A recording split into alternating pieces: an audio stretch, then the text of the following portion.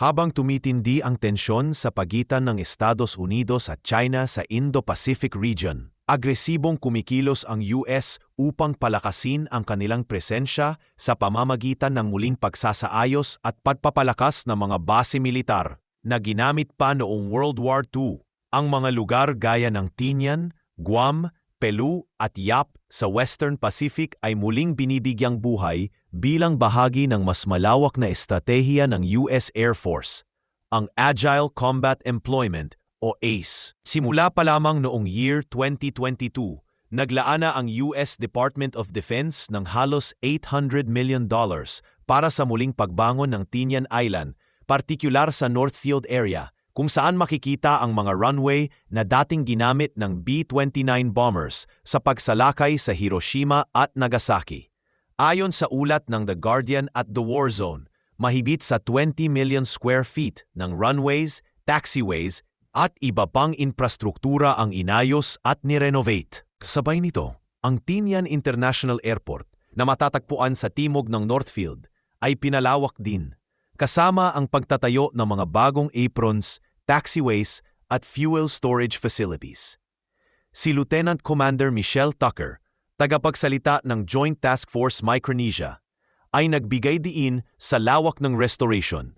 Binanggit na mahigit 1.85 million square meters ng dating sirang pavement ang inayos upang makabuo ng rejuvenated runway. Ang mga hakbanging ito ay tumutugma sa ACE framework na pinaiiral ng US Air Force, kung saan ang layunin ay makalikha ng dispersed basing na makakapagbigay ng operational flexibility kahit sa gitna ng mga potensyal na banta. Hindi rin nagpapahuli ang Guam, na matagal nang kilalang strategic hub ng US sa Pacific. Matapos ang ilang dekada, ang Northwest Field na orihinal na ipinayo noong World War II ay isinara bilang airfield noong year 1949 at ginamit na lamang para sa satellite tracking, air defenses at training. Ngunit sa mga nakaraang taon, ito ay muling in-upgrade para magamit ng mga modernong F-35 fighters. Ang mga modernisasyon sa Guam ay nagpapalakas sa kakayahan nitong magsilbing resilient hub para sa ACE operations na nagbibigay daan para sa mabilis na response at power projection sa Second Island Chain. Sa Pelo naman, bahagi ng Republic of Palau, muling binuhay ang mga dating airfields na halos nakalimutan na ng panahon. Ang lugar na ito ay kilala bilang site ng isa sa mga pinakabrutal na labanan noong World War II, kung saan higit sa 9,600 US troops ang nasugatan at mahigit 1,600 ang napatay. Dahil sa dekadang kapabayaan, ang mga airfields dito ay inangkin na ng kalikasan at kinailangan ng malawakang paglilinis at pag-sweep para sa mga unexploded ordnance bago ito muling mapagana. Noong year 2024, matagumpay na nakalapag ang unang military fixed-wing aircraft sa na-recertify na airstrip, ayon sa ulat ng US Indo-Pacific Command. Kabilang sa mga kasalukuyang proyekto ng revitalization sa Pelo ay ang mga supplemental na infrastruktura gaya ng road improvements at pagpapalawak ng Pelo Civic Center Museum na nagtatampok ng mga artifact mula sa makasaysayang labanan. Samantala, sa Yap Micronesia, kasalukuyan pa lamang sa planning phase ang mga proyekto. Ngunit mayroon ng proposal ang US Air Force para sa halos $400 million na halaga ng upgrades para sa pagpapahaba ng runway at pag-expand ng facilities. Ang initial investment na $96 million ay nakatakdang ilabas sa year 2025, ayon sa ulat ng Air and Space Forces magazine. Layuning ng mga enhancements na ito na gawing backup site ang Yap para sa mga pangunahing base tulad ng Anderson Air Base sa Guam at Cadena Air Base sa Okinawa, lalo pang pinalalakas ang ACE network ng US sa rehiyon. Mahalagang banggitin na ang mga revitalized bases na ito ay hindi lamang basta backup o historical sites. Sila ang nagsisilbing critical nodes sa defense architecture ng Estados Unidos. Ang mga ito ay sumusuporta at kumukumpleto sa mga pangunahing hub gaya ng Anderson at Cadena. Bagaman theoretically, kaya ng mga missiles ng China tulad ng DF-26 na tamaan ang mga site na ito, ang limitadong bilang ng kanilang mga missile at ang dispersed nature ng US basing ay nagpapababa ng posibilidad na ma-neutralize ang lahat ng operational capabilities ng US sa isang bagsakan. Bukod dito, may mga nakadeploy na emergency airfield damage repair kits ang US na nagbibigay daan para sa mabilis na pagkukumpuni ng mga runway sakaling masira sa gitna ng operasyon. Ipinakita ito sa iba't ibang military exercises kung saang kahit na isang napakalakas na strike ay makakasira ng runway, ngunit kung walang kasunod na sunod-sunod na atake, ang operational impact nito ay pansamantala lamang. Kaya naman, ang investment ng US sa ACE at base revitalization ay nakatuon sa ideyang ito. Mas mainam ang resilience at dispersed operations kesa sa pagtutok lamang sa iilang high-value hubs. Kung ikukumpara sa mga pangyayaring naganap sa Ukraine, maraming aral ang nakuha ng US sa kabila ng paggamit ng Russia ng mga advanced systems gaya ng KH-101 cruise missiles at Iskander ballistic missiles. Patuloy pa ring nakakalipad ang mga eroplanong Ukrainian gaya ng MiG-29 at Su-25 makalipas ang 3 taon ng giyera. Ang mga pagsisikap ng Russia na tuluyang sirain ang Ukrainian air bases ay napigilan ng kakulangan sa munisyons at ng katatagan ng dispersed operations. Ipinapakita ng karanasang ito na bagaman formidable ang missile arsenal ng China, maaaring hindi sapat ang dami at sustainment nito para sabay-sabay na wasakin ang maraming US bases, lalo na ang mga nakadispersed sa Western Pacific. Ang dami ng mga target na kailangang asintahin, kasama ang kaayahang mabilis na mag-repair, ay nagsisiguro na ang US air operations ay maaaring magpatuloy kahit pa sa ilalim ng sustained na pag-atake. Sa ganitong paraan, ang revitalization ng World War II era bases ng US ay hindi lamang isang makasaysayang proyekto, kundi isang modernong adaptasyon sa harap ng mga bagong banta sa rehiyon. Patuloy ang Estados Unidos sa pagbubuhos ng oras, pondo at teknolohiya upang mapanatili ang kanilang strategic advantage sa Indo-Pacific sa pamamagitan ng pagsasama ng lumang infrastruktura at ng makabagong operational frameworks gaya ng ACE. Pinatitibay ng US ang kanilang kakayahan na mag-operate sa ilalim ng pressure, mag-deploy ng puwersa kung kinakailangan, at higit sa lahat, magpadala ng malinaw na mensahe sa China. Ang free and open Indo-Pacific ay patuloy na ipagtatanggol. Habang patuloy ang tensyon sa Indo-Pacific, malinaw ang layunin ng China, ang mapalawak ang kanilang kontrol at tiyakin ang reunification ng Taiwan gamit ang puwersa kung kinakailangan. Ang matagal ng pangarap na ito ng Beijing ay naging pangunahing dahilan kung bakit sila nag-invest ng malaki sa military modernization program na sumasakop hindi lamang sa South China Sea kundi sa mas malawak pang rehiyon. Sa gitna ng lumalaking pangambang ito, kailangang sumabay ang Estados Unidos sa pagdisenyo ng mga estratehiya na makakakontra sa pinatawag na Anti-Access Area Denial o A2AD ng China. Ang A2AD strategy ay isang komplikadong estratehiya ng China na layuning pigilan ang United States mula sa pagpasok at epektibong pagkilos sa tinatawag na First at Second Island Chains, mga geographical arcs na sumasaklaw mula Japan sa pamamagitan ng Pilipinas at patungong South Pacific. Isa sa mga pangunahing elemento nito ay ang advanced missile arsenal ng China. Kabilang dito ang mga precision-guided weapons, gaya ng DF-21D at DF-26 anti-ship ballistic missiles, CJ-10 land attack cruise missiles, at ang pinakabago, DF-17 hypersonic missiles. Hindi basta-basta ang mga sistemang ito. Kilala sila bilang carrier killers dahil kayang-kaya nilang asintahin at sirain ang US naval assets gaya ng aircraft carriers at mga base militar sa Guam at Okinawa. Sa pagbuo ng kanilang A2AD network, lubos ding umasa ang China sa kanilang integrated defense systems. Gumagamit sila ng robust intelligence, surveillance, at reconnaissance ISR capabilities na pinagsama sa long-range anti-air at anti-ship systems para makabuo ng isang tinatawag na layered defense network. Ang network na ito ay naglalayong itulak ang US forces sa labas ng operational ranges. Binabawasan ang bisa ng air at naval operations ng Estados Unidos. Ito ay isang game of distance. Ang layunin ng China ay tiyakin na kapag nagkaroon ng sagupaan, ang US ay hindi makakilos ng mabilis at epektibo dahil sa haba ng distansya at dahil sa panganib na dulot ng kanilang long-range missile systems. Ipinapakita ng Operational Impact Simulations at War Games na malaki ang epekto ng A2AD strategy sa operational capacity ng US military. Halimbawa, ang US aircraft carriers na kailangang mag-operate mula sa extended distances ay nagdurusa sa reduced sortie rates dahil sa mas mahabang transit times.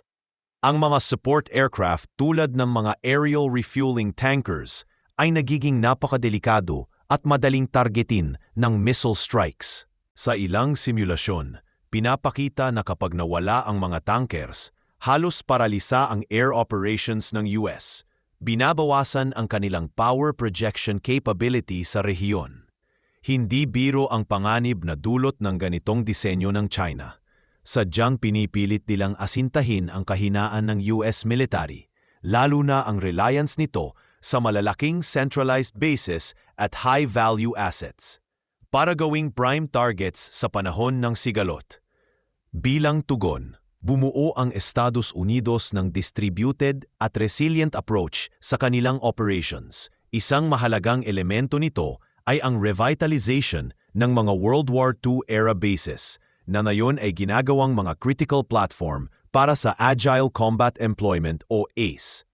Ang ACE strategy ng US Air Force ay idinisenyo mismo para kontrahin ang mga vulnerability na pinapakita ng Chinese A2AD capabilities. Hindi na lang basta umaasa ang US sa ilang centralized bases. Sa halip, idinidisperse na nila ang kanilang aircraft, personnel, at resources sa mas maraming maliit na distributed locations.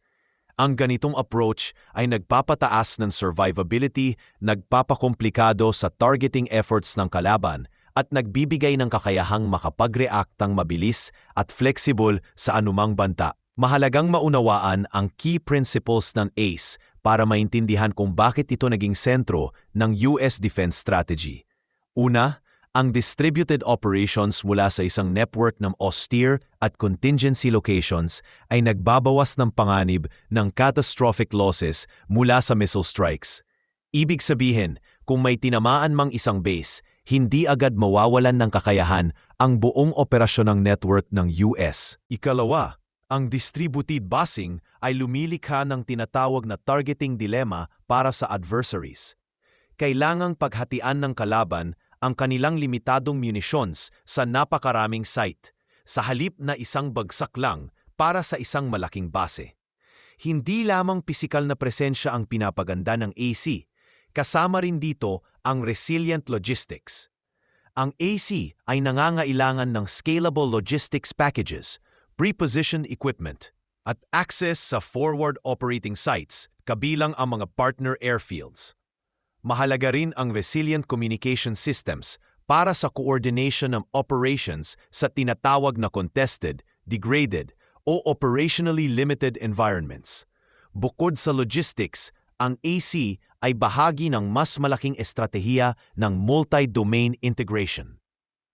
Ang layunin nito ay paganain ang tinatawag na Joint All-Domain Operations, JADO, kung saan sabay-sabay na ine-integrate ng Air Force ang air, land, sea, space at cyber capabilities.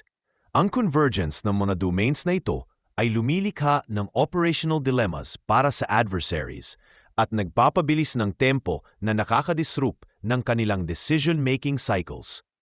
Ayon sa isang Congressional Research Service report noong Hulyo 2024, ang US military ay kasalukuyang may hawak o gumagamit ng hindi bababa sa 128 overseas bases sa pipintong bansa.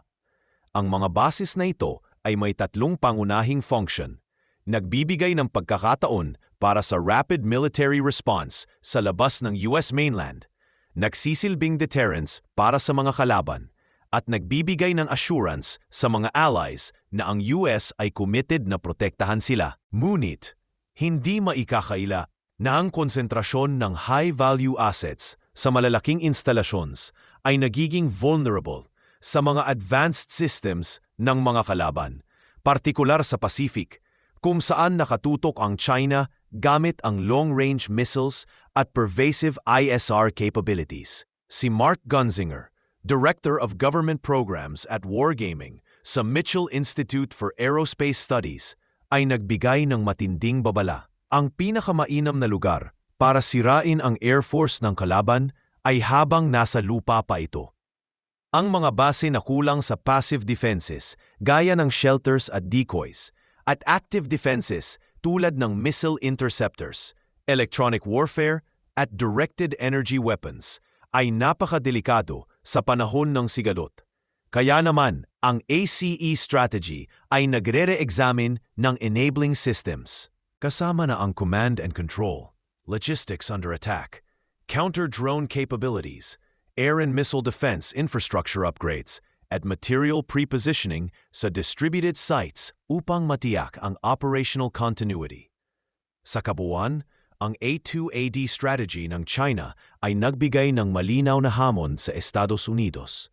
Ngunit sa pamamagitan ng distributed at resilient approach ng ACE, sinisikap ng US na ipakita na hindi sila madaling matitinag. Ang muling pagbuhay sa mga lumang base ng World War II, kasabay ng pagbuo ng flexible multi-domain operations, ay nagpapakita ng malinaw na mensahe. Handang-handa ang US na protektahan ang kanilang interes, ang kanilang allies at ang prinsipyo ng free at open Indo-Pacific, anuman ang kaharapin nilang banta mula sa China. Sa pagharap ng Estados Unidos sa mga hamon na dulot ng China, isang mahalagang estratehiya ang pinapalawak ng US military, ang Agile Combat Employment o ACE strategy. Ito ay direktang tugon sa mga kahinaang nakita nila sa sarili nilang operational setup, partikular sa konteksto ng China's anti-access area denial capabilities. Ang ACE ay hindi lamang basta tactical adjustment. Ito ay isang kabuuang paradigm shift kung paano nagpapatakbo ang US Air Force sa mga contested environments. Ang core concept nito ay simple ngunit malalim. Sa halip na mag-focus sa iilang centralized hubs, kailangang i-disperse ang forces, equipment at operasyon sa maraming maliliit at distributed na lokasyon. Ang distributed operations ay nangangahulugang ang mga aircraft at mga tropa ng US ay hindi na nakatali sa malalaking base na madaling asintahin ng kalaban. Sa halip, pinamumunuan ng AC ang paggamit ng network ng austere at contingency locations na kahit maliit ay nagbibigay ng operational flexibility. Ang effect nito ay dalawa. Una, nababawasan ng risk ng catastrophic losses mula sa missile strikes. At ikalawa, pinapahirapan nito ang kalaban na asintahin ang tamang target. Ibig sabihin, kung dating iisang base lang ang tatamaan, ngayon, kailangang hatiin ng kalaban ang kanilang munitions sa napakaraming site. Lumilikha ng tinatawag na targeting dilemma. Hindi lang sa pisikal na basing umiikot ang ACE, nakatali rin dito ang tinatawag na resilient logistics. Kailangan ng scalable logistics packages, pre-positioned equipment, at access sa forward operating sites, kabilang ang mga partner airfields. Mahalaga rin ang resilient communication systems para makapag-coordinate ng operations sa tinatawag na contested, degraded, o operationally limited environments. Ang pag-implementa ng ACE strategy ay hindi lamang nakapoko sa lumang World War II bases sa Pacific. Kabilang dito ang pagpapalawak ng US military presence sa Pilipinas sa ilalim ng Enhanced Defense Cooperation Agreement o EDCA. Noong Abril 3, year 2023, inanunsyo ng gobyerno ng Pilipinas ang 4 na bagong strategic sites para sa US access na nagdagdag sa kabuuang bilang mula 5 hanggang 9. Ang mga bagong site na ito ay kinabibilangan ng Naval Base Camilo Ocias, Lalo Airport, Camp Melchor de la Cruz at Balabac Island. Ang lokasyon ng mga site na ito ay napaka-importante. 3 ay nasa Luzon, malapit sa Taiwan, habang ang Balabac Island ay nakaharap sa South China Sea, malapit sa mga Chinese installations. Ang mga posisyon ng EDCA sites ay nagpapalawak sa kakayahan ng Estados Unidos para sa rapid response, joint exercises at deterrence sa contested areas. Ngunit mahalagang linawin, hindi tulad ng revitalized Pacific bases, ang EDCA sites ay nananatiling pagmamay-ari at kontrolado ng Armed Forces of the Philippines, at binibigyan lamang ng rotational access ang US forces. Ang ganitong setup ay nagpapakita ng respeto sa Philippine sovereignty habang pinapalakas ang strategic posture ng Estados Unidos sa rehiyon. Upang suportahan ang mga operasyong ito, naglaan ang US ng $82 milyong para sa infrastructure improvements sa mga EDCA sites. Kabilang dito ang pag-upgrade ng mga runway, pagtatayo ng fuel storage at pagtatayo ng military housing na tutulong sa US forces na makapag-operate ng episyente kahit wala silang permanenteng base. Ang rotational model na ito ay hindi lamang tactical. Ito ay strategic move upang mapanatili ang strong bilateral relations habang naiiwasan ang political tensions na dulot ng permanent base building. Isa sa mga pinakatampok na deployment sa ilalim ng enhanced cooperation na ito ay ang pagdala ng US Army ng Typhoon missile system sa Northern Philippines para sa joint exercises kasama ang Philippine Forces. Ang deployment na ito ay isinagawa noong Abril 2024 gamit ang C-17 Globemaster aircraft para ihatid ang mga system. Ang Typhoon system na dinevelop ng Lockheed Martin ay isang land-based launcher na kayang mag-fire ng SM-6 at Tomahawk land attack missiles na parehong may kakayahang umabot ng mahigit 1,000 milya at 200 milya ayon sa pagkakasunod. Itinalaga ang Typhoon system sa 1st Multi-Domain Task Force sa Joint Base Lewis McChord sa Washington. Binubuo ito ng 4 na launchers, isang command center at mga logistical vehicles. At nakabisenyo ito upang i-complement ang iba pang MTDF assets tulad ng HIMARS precision strike missiles at Dark Eagle hypersonic batteries. Ang deployment nito sa Pilipinas ay nagbibigay ng kakayahan sa US military na asintahin ang coastal targets sa China at bantaan ang regional shipping routes na nag-aambag sa multi-domain capabilities ng US sa rehiyon. Ang mga missile systems gaya ng Typhoon ay may kakayahan ding maglunsad ng Tomahawk cruise missiles na may range na mahigit 1,000 milya o 1,600 kilometro at SM-6 missiles na may range na mahigit 200 milya o 320 kilometro. Mula sa Pilipinas, kayang abuin ng mga missile na ito ang southern Chinese cities gaya ng Guangzhou, mga military bases sa Hainan Island at sakop din ang buong South China Sea kung saan may territorial claims ang China. Bukod dito, ang Precision Strike Missile o PrSM ay nagpakita ng exceptional capability sa pag-target ng moving maritime targets. Salamat sa advanced multimode seeker system nito. Ang PrSM ay kayang mag-track at mag-strike ng time-sensitive, mobile at heavily fortified targets, kabilang ang mga ships na nagna-navigate sa dagat. Ang cutting-edge na teknolohiyang ito ay nagpapalakas sa kakayahan ng US Army na suportahan ang maritime operations, nagbibigay ng strategic advantage sa contested waters, at nagpapalakas ng deterrence laban sa mga potensyal na banta. Kung ide-deploy ang PrSM sa mga strategic locations gaya ng Pilipinas, lalawak ang reach ng US military sa mga critical maritime regions, kabilang ang kakayahang mag-target ng Chinese naval assets sa kahabaan ng China's coastline. Ang ganitong deployment ay maaaring magbago ng balance of power sa Indo-Pacific, pinalalakas ang mga alliances at nagpapakita ng matibay na commitment sa regional security. Sa pamamagitan ng pag-integrate ng PrSM sa arsenal nito, pinapalawak ng Estados Unidos ang kakayahan nitong kontrahin ang maritime threats, protektahan ang vital sea lanes, at panatilihin ang stability sa contested areas. Kaya't pinapalakas ang papel nito bilang pangunahing player sa global defense dynamics. Gayunpaman, mahalagang tandaan na bagaman ang revitalized Pacific bases ay napakalaking asset para sa ACE framework, hindi sapat ang kanilang range para mag-support ng Typhoon missile strikes sa mainland China. Ang mga bases gaya ng Tinian, Guam, Pelo, at Yap ay mas angkop para mag-host ng mga advanced long-range platforms na nagpapalakas sa military capabilities ng US sa Western Pacific. Ang mga aircraft tulad ng stealthy B-21 Raider, versatile B-52 Stratofortress, at C-17 Globemaster na may Rapid Dragon munition system ay kayang mag-operate ng episyente mula sa mga lokasyong ito basta't may robust tanker support.